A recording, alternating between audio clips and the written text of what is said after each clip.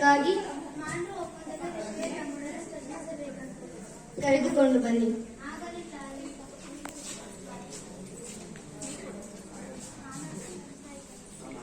Good morning Chennamma ರಾಣಿ.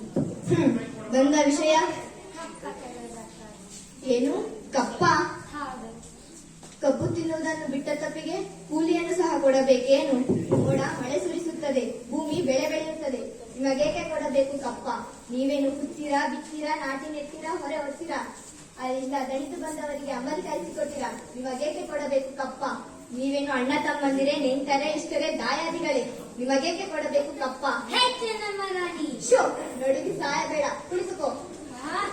ಇಂಥ ಕಷ್ಟದ ಸಂದರ್ಭದಲ್ಲಿ ಇಷ್ಟೊಂದು ತಪ್ಪವೇ? ಅದು ಕನ್ನಡಿಗರ ಹುಟ್ಟುಗುಣ. ಹೀಗೆ ಜಮ್ಮ ಮುಚ್ಚಿಕೊಂಡು ಮೈ ಜಮ್ಮಲ್ಪದಾಯಿತು.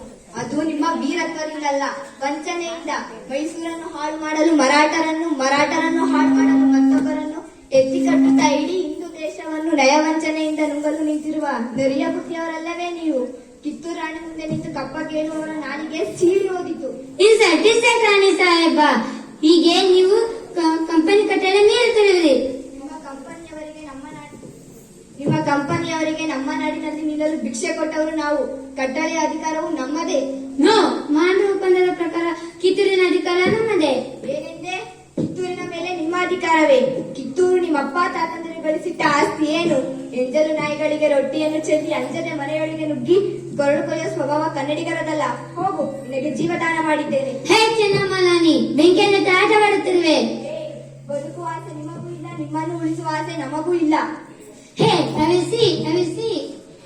ಕಿತ್ತೂರಿನ ಕೆಚ್ಚೆದೆಯ ಕರಿಗಳೇ, ಶತ್ರು ಸೈನ್ಯದ ಮೇಲೆ ಚಂಡಮಾರುತದಂತೆ ಮುನ್ನುಗ್ಗಿ ಅವರ ರುಂಡಗಳನ್ನು ಚೆಂಡಾಡಿ, ಸತ್ತರೆ ವೀರ ಸ್ವರ್ಗ, ಬದುಕಿದರೆ ಸ್ವಾರ್ಥ